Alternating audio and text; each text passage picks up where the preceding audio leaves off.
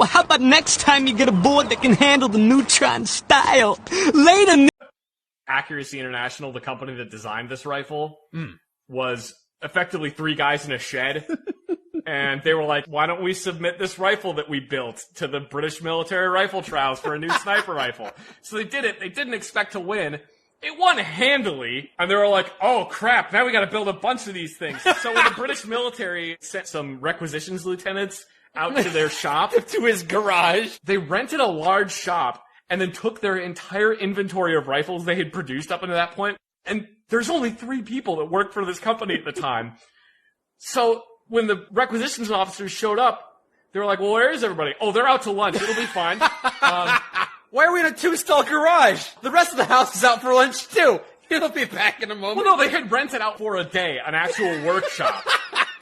Had all these workbenches in it, put all the rifles on it in different states. So they showed up and the requisitions officers were happy. They're like, hey, this looks like a really good operation you guys got going here. Let's go out to lunch. So they went out and got lunch. And then while they were out at lunch, the requisitions officers were like, yeah, this was really more of a formality. We just wanted to make sure you weren't 3 guys in a shed. They're just like, oh my God, we're in so much trouble. Anyway, it ended up getting adopted. And it's a really, really good rifle.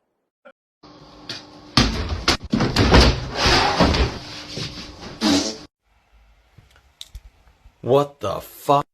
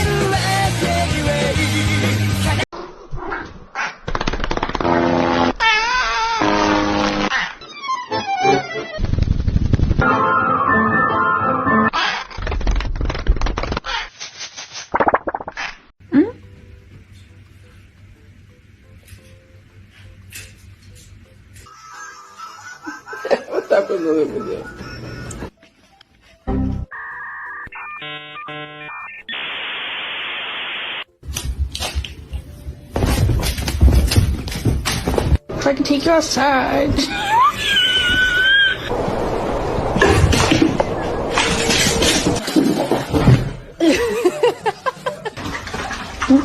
What the fuck?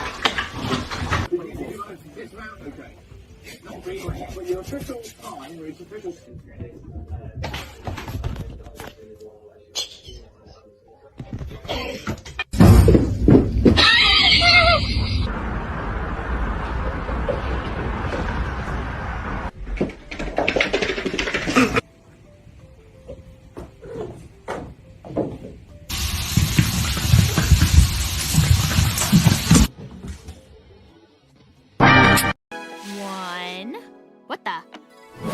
A perfect 40-degree angle? I can't believe it! A perfect hair day! I finally got my PhD! Oh, that's wonderful, honey. Not a single day goes by when I don't appreciate my PhD. That's great, Dad, but I'm not talking about a degree. Oh, neither am I. Es war einmal in einem kleinen Städtchen, da lebte ein Mädchen namens Barbara. Und diese Barbara war im ganzen Land für ihren abartig guten Rhabarberkuchen bekannt. Ja, man konnte sagen, dass Barbaras Rhabarberkuchen ohne Wenn und Aber gar eine geradezu magische Erfahrung war. Abracadabra.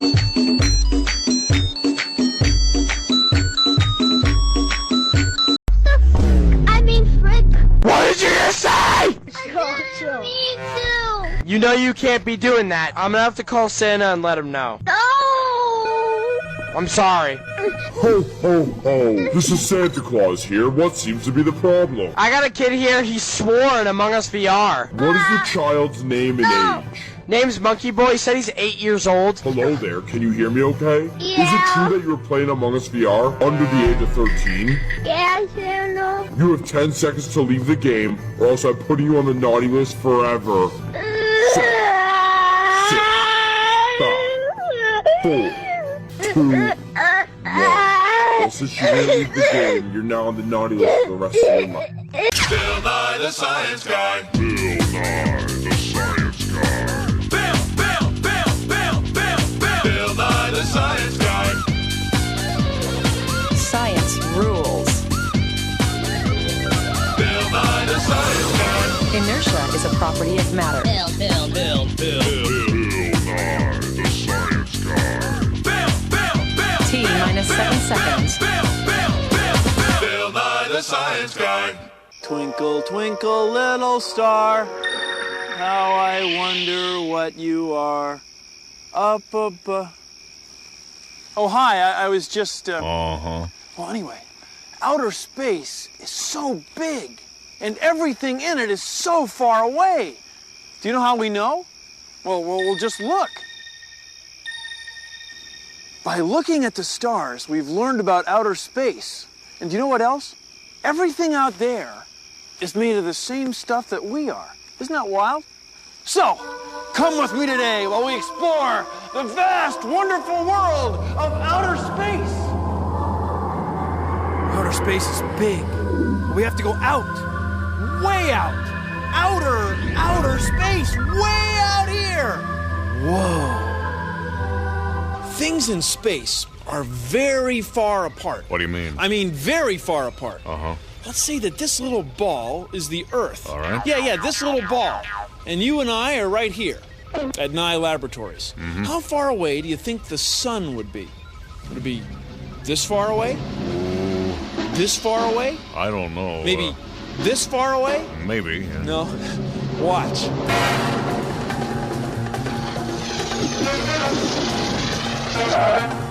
Would be this far away. Whoa. 20 meters. That's right. If the Earth were this big, the sun would be this big, and they'd be that far apart. Now, what about the planets and other stars and galaxies? I don't know. Well, they're really far apart. I mean, they're way out there. Our Earth is big, and so is our solar system, sure. But look at the sky at night. Some of those points of light aren't stars. No, they're groups of billions of stars. But they look like a single point of light because they're so far away. Whoa. Whoa. Whoa. Whoa. Whoa. Whoa. How long do you think it would take me to get from here to where you are? Well, let's see. Here I come. Took about a second, right? How long do you think it would take the fastest thing in the universe to get from here down there? How long? Well, a lot less than a second, I'll tell you. Here's the fastest thing in the universe. It's light. Light goes 300,000 kilometers every second. Not 300,000 kilometers an hour, not 300,000 kilometers a minute, but 300,000 kilometers a second. The things in the universe, things like stars and galaxies, the things in the universe are so far apart that it can take even the fastest thing there is, it can take even light, millions and billions of years to get from one place to another, even at the speed of light, which is pretty fast. So what you're saying, Bill, is the closest star to our sun is 4.3 light years away? That's right. Now, a light year is the distance that light travels in a year. Now, light goes pretty fast, and a year is a long time. So a light year is really far. 9.5 trillion kilometers. Wow. So that means some of the stars we can see right now may not even exist anymore? That's right, that's right. Maybe a star is burned out and collapsed. Okay, well then it stops giving off light. Well, the light keeps coming here for years. So, in a way, the star doesn't burn out and collapse here until the light stops coming here. Did you know that? The Great Red Spot on Jupiter is actually a hurricane larger than the Earth. Now you know! How far is far? On Earth, far may be to the other side of this lake, or across the city, or across the country. But in space, the sun and moons and planets of our solar system are only tiny dots in the galaxy, and the galaxy is only a tiny dot in the universe. You know, you couldn't get to the nearest star that's our neighbor even if you spent your whole life traveling. But I digress.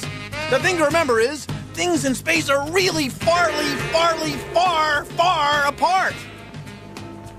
Whoa. Oh, man. Imagining distances in space is difficult because everything is so far apart. But think of it this way. Let's say that this miniature soccer ball is the size of our sun, and it's right on the goal of a soccer field. Then this speck is Mercury. This is Venus. This tip of a ballpoint pen is our Earth. 2.5 meters from the miniature soccer ball sun.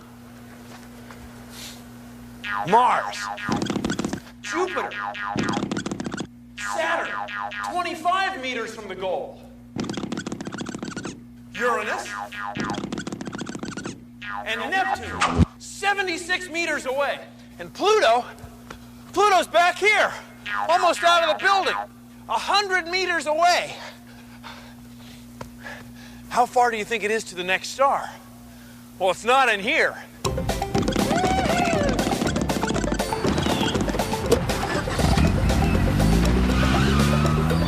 Kids, don't drive this way at home. You could leave tire marks on the living room carpet. Well, I hope I unplugged the iron. Hope I didn't leave the stove on.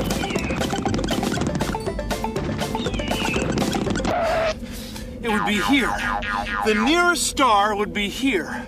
7 hours of highway driving, about 700 kilometers away. And that's only if you think of the star as being this big.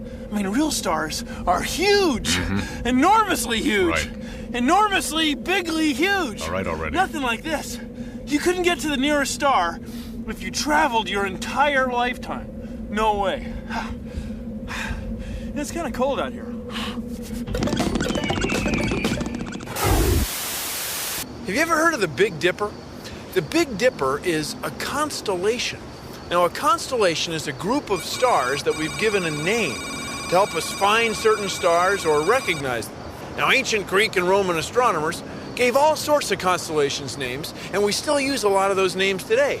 Like Orion the Hunter, Cassiopeia the Queen, and the Big Dipper. You know, I don't think the Big Dipper was an ancient Greek or Roman name.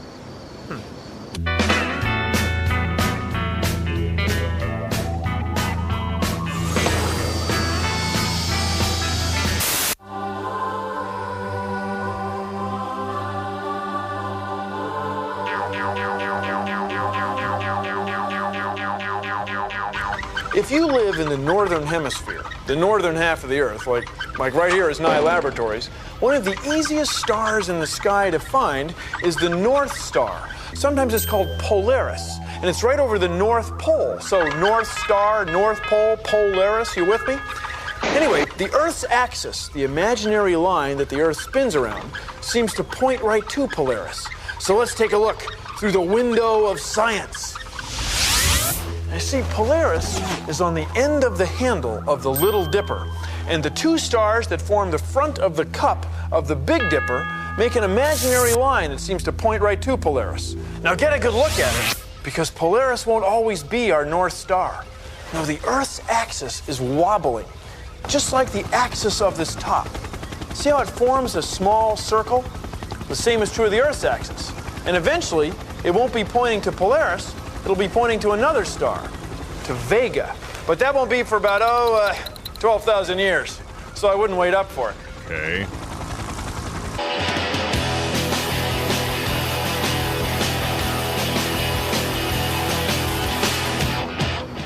Whoa, dude. This is awesome. Definitely. awesome. I mean, like all those stars. Dude. Oh, there's millions of them. And like each one of those stars is like a sun. Like, whoa. Dude. That means that like, oh, there's tons of other solar systems. Well, yeah. Whoa. And that means that we're like little specks. Oh, like almost nothing. Whoa.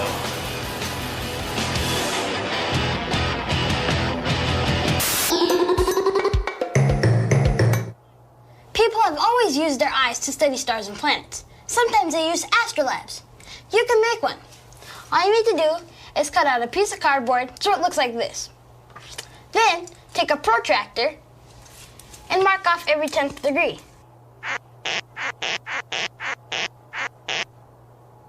Now draw lines.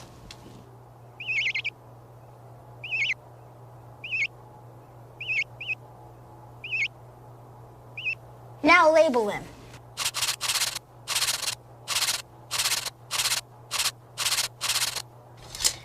Then take a straw and tape it on the side.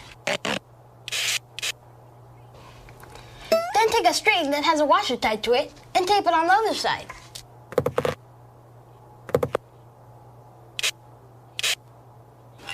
There, you're set.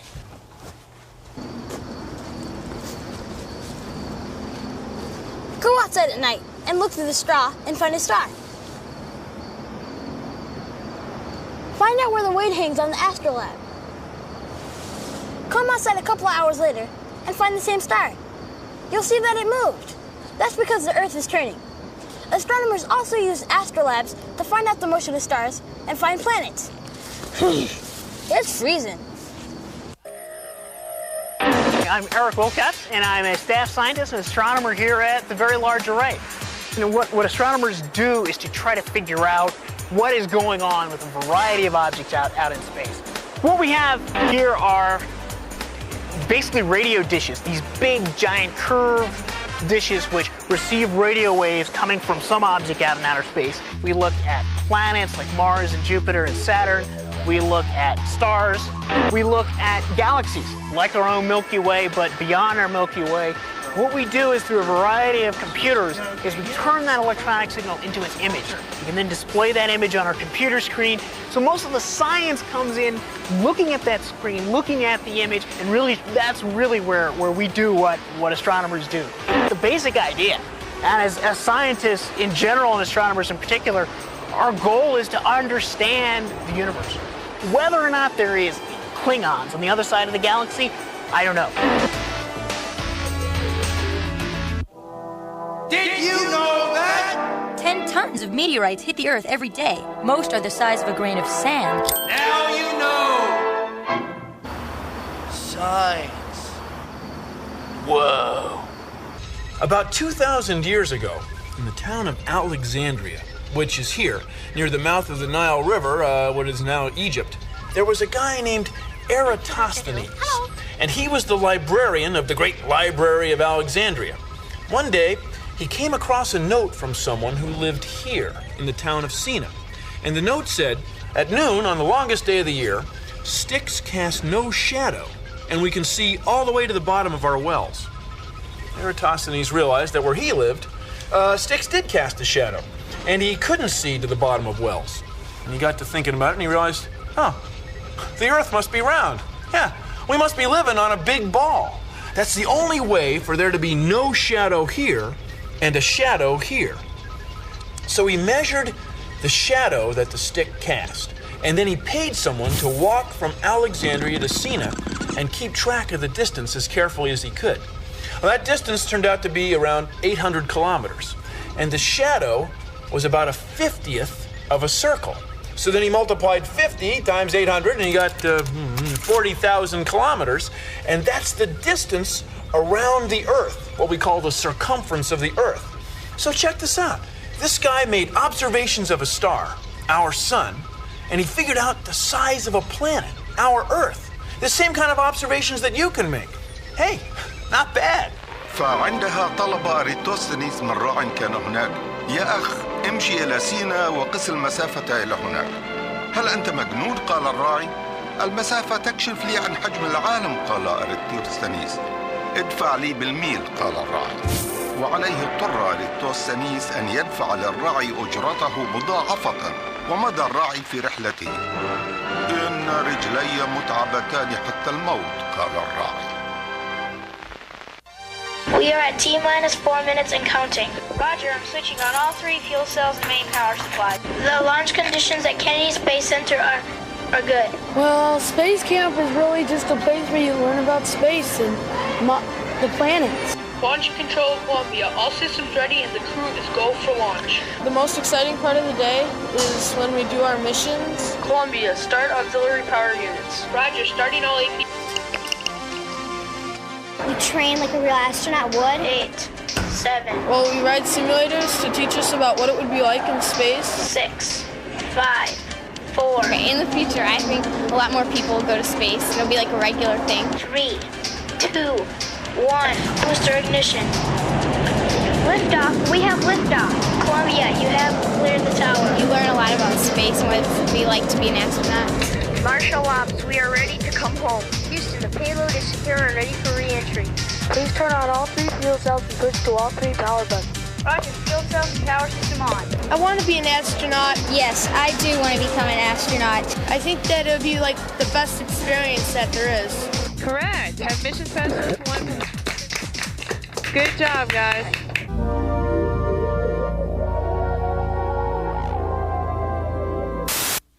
Welcome back to the Star Cook. Thank you. Welcome back. I'm Michaela, and I'm here with my very special guest, Mr. Bill Nye. Thank you, everyone. Michaela, it's so good to be back on the show, and you are looking fabulous. Thank you. You too. Oh, thank you, Michaela. So tell me, Bill, what are we going to do today? We have here the ingredients to make virtually anything. Oh, these are different kinds of atoms. That's right. These are all the different elements, all the different kinds of atoms in the universe. Now, atoms come from stars. Now, take, for example, our planet. Our planet has a lot of iron and silicon, along with many other elements. And our star has a lot of hydrogen and helium. Now, Michael, oh, that's our hydrogen. Almost lost it there. It's okay, everybody, it's okay. Now, Michaela, you and I are 65% water. Right. Now, what's water? H2O. That's right, H2O. I have some water here, which I prepared earlier. Well, of course. And the water is 2 parts H and 1 part O. H2O, water. So with this here, we can make virtually anything. Well, actually, no. Because in order to make all these atoms, you need the force of exploding stars and billions of years. But brownies, on the other hand, only take about 35 minutes. And even brownies are made of atoms. That's right. Oh, Bill, this looks fabulous. People, it looks fabulous, doesn't it? Oh, thank you. Here, Michael, you please have the first one. Oh, thank you. Oh, delicious. We'll be right back. Thank you. Now, people say, why make observations of stars? Why look into space? Are you kidding me? It gives you a perspective of where you are in the universe, of what we do all day. I mean, what are you trying to make some kind of joke? I mean, we are made of the same material as stars. Stars, you, me, the camera, the television you're watching, everything made of the same stuff that stars are made of. So you have to study stars in order to understand what we're made of, for crying out loud. Whoa.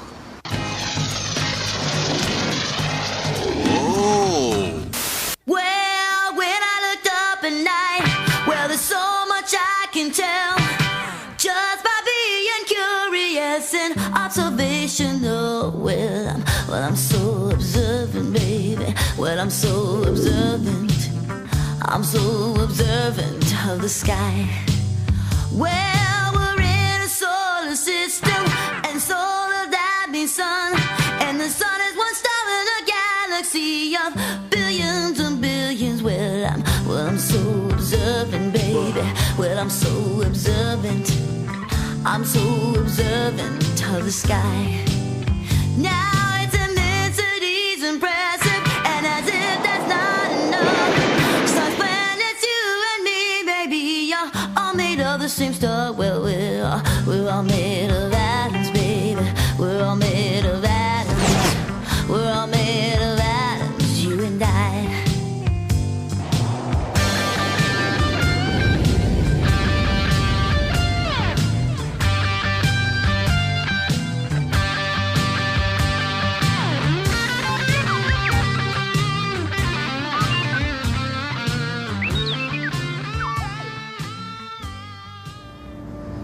You know, since the show started, the light coming out of your television set has gone about 540 million kilometers.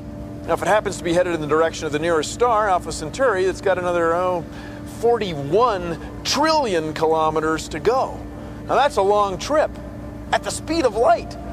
So don't go asking me, are we there yet? Are we there yet? It's going to be at least 4 years, okay? Well, if you'll excuse me, got some stellar coordinates to record. See you around the solar system. Produced in association with the National Science Foundation.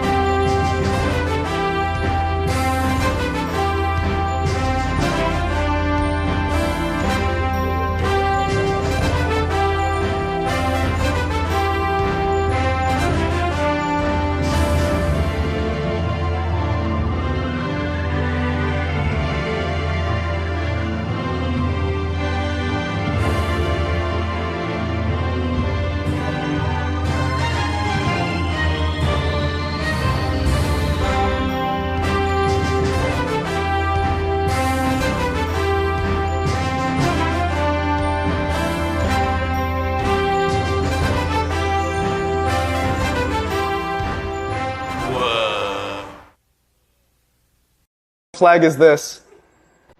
India.